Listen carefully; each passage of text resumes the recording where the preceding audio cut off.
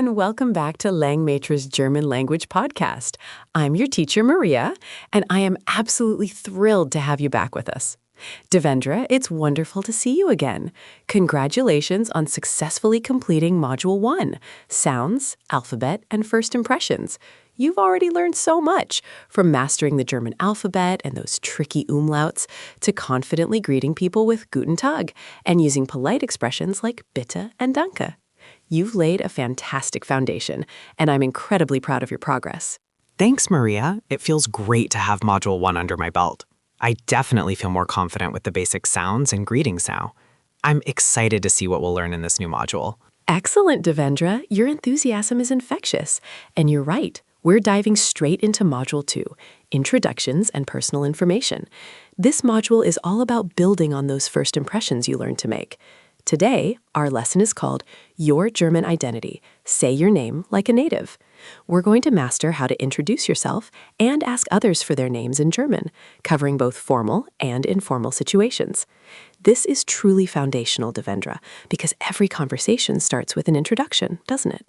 It certainly does, Maria. I'm ready. Let's start with how to say my name is. Wunderbar. Let's dive right in. There are a few ways to introduce yourself in German, and they're all quite straightforward. The most common and versatile phrase you'll hear and use is Ich heiße. Can you try saying that after me, Devendra?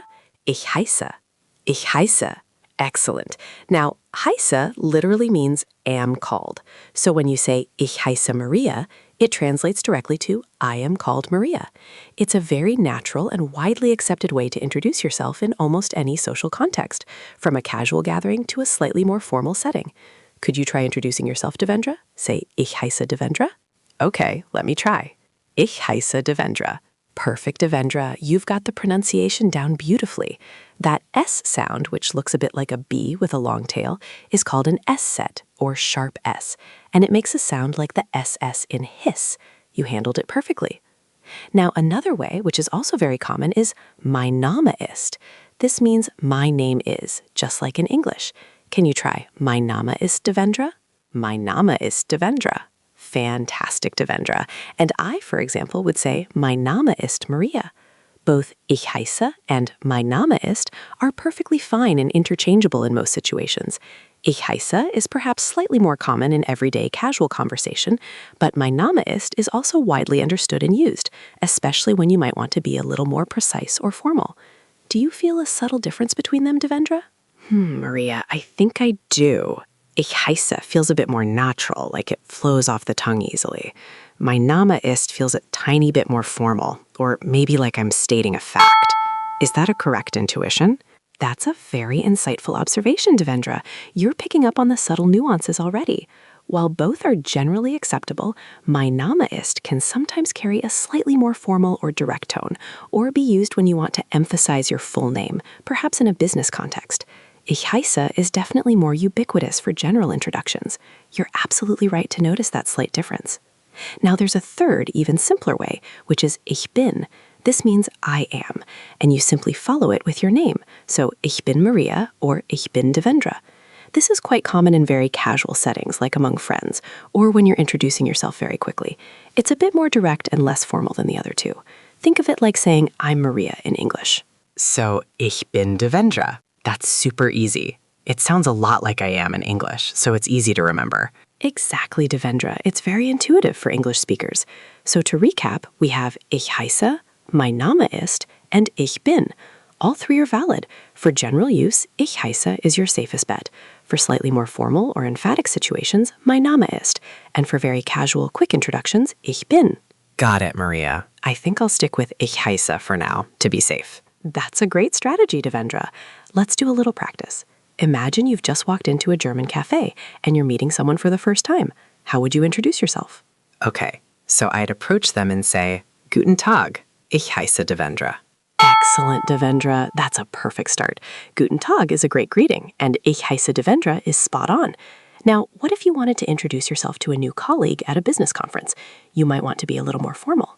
In that case, maybe Guten Tag. Mein Name ist Devendra. Absolutely perfect, Devendra. You're really getting the hang of choosing the right phrase for the right context.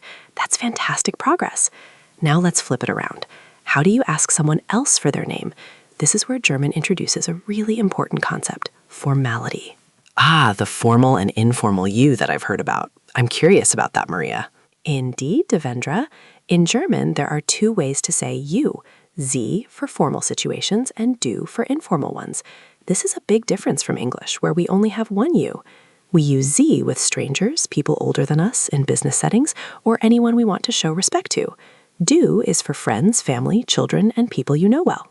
So it's like using Mr. or Mrs. versus just a first name in English, but built into the pronoun itself? Exactly, Devendra. That's a brilliant analogy. It's like the difference between addressing someone as sir or madam versus hey John. It's a built-in level of respect and distance. Now, to ask what's your name formally, you would say, Wie heißen Sie? Can you try that, Devendra? Pay attention to the Z at the end. Wie heißen Sie? Very good. The I in V makes a long E sound, and Z is pronounced like the English C. V literally means how, so you're asking, how are you called? Now, for informal situations, when you're talking to a friend or someone you know well, you'd use du and say, Wie heißt du? Notice the verb heißen changes slightly to heißt when used with du. Wie heißt du? Wie heißt du? Excellent, Devendra. You got both pronunciations. That's a crucial distinction. When you first meet someone in Germany, especially if they are an adult, always start with Sie. It's always safer to be more formal and wait for them to offer the du form. This is called das Duzen, when people switch from Sie to du. It's a sign of building a closer relationship. So if I meet someone new, I should always use Wie heißen Sie first, even if they look young, and wait for them to say, oh, you can say du to me, or something similar. Precisely, Devendra. That's the safest and most polite approach. Germans value this distinction, and using Sie shows respect. If they want to switch to du, they'll usually say something like, Wir können uns duzen, we can use du with each other, or nenn mich einfach, just call me. Until then, stick with Sie.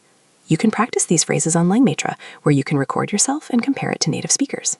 That makes so much sense, Maria. So Sie is for everyone I don't know well, and du is for friends. I think I have my aha moment for the day. Wonderful, Devendra. That's exactly what we aim for.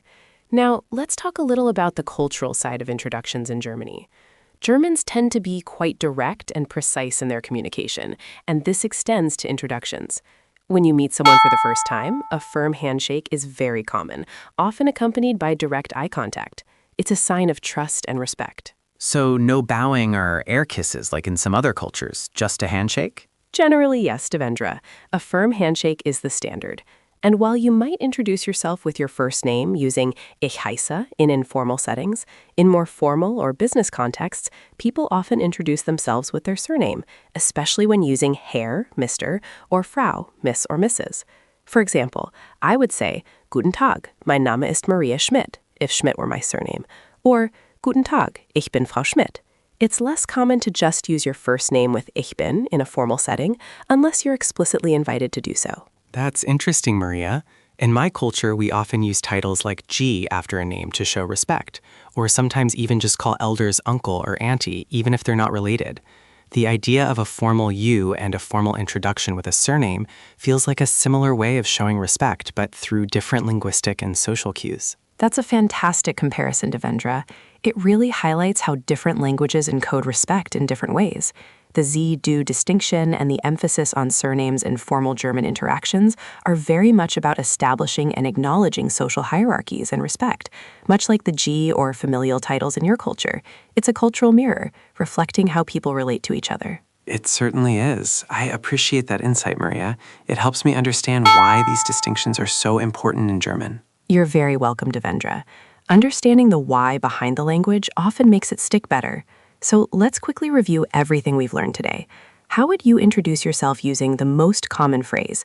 And then how would you ask my name, remembering our formal relationship as teacher and student? Okay, Maria, I'll try. So I would say, Hallo, ich heiße Devendra. And then to ask your name, Wie heißen Sie, Maria? Devendra, that was absolutely brilliant. Hallo, ich heiße Devendra. Perfect. And Wie heißen Sie, Maria? Excellent. You not only use the correct formal Sie, but also remember to use my name, which makes it even more polite and personal. I can see a huge improvement in your confidence and accuracy. You've truly mastered this foundational step. Thank you, Maria. It feels good to be able to say those phrases correctly. I'm already looking forward to practicing them more. And you absolutely should practice, Devendra.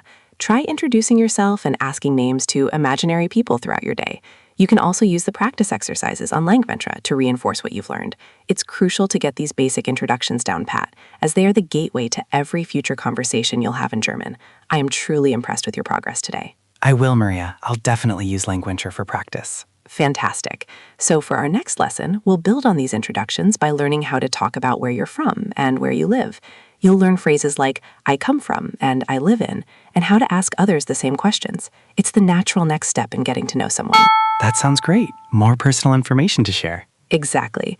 So keep practicing, keep that curiosity alive, and I'll talk to you next time. Tschüss, Devendra. Tschüss, Maria. Thanks for a great lesson.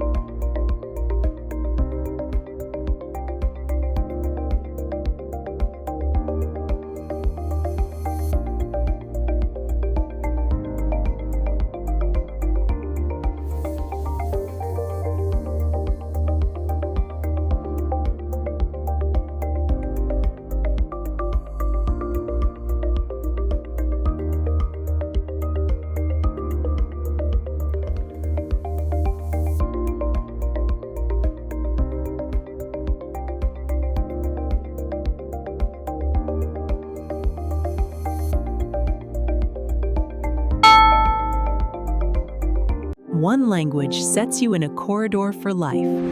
Learn language with podcast. Subscribe.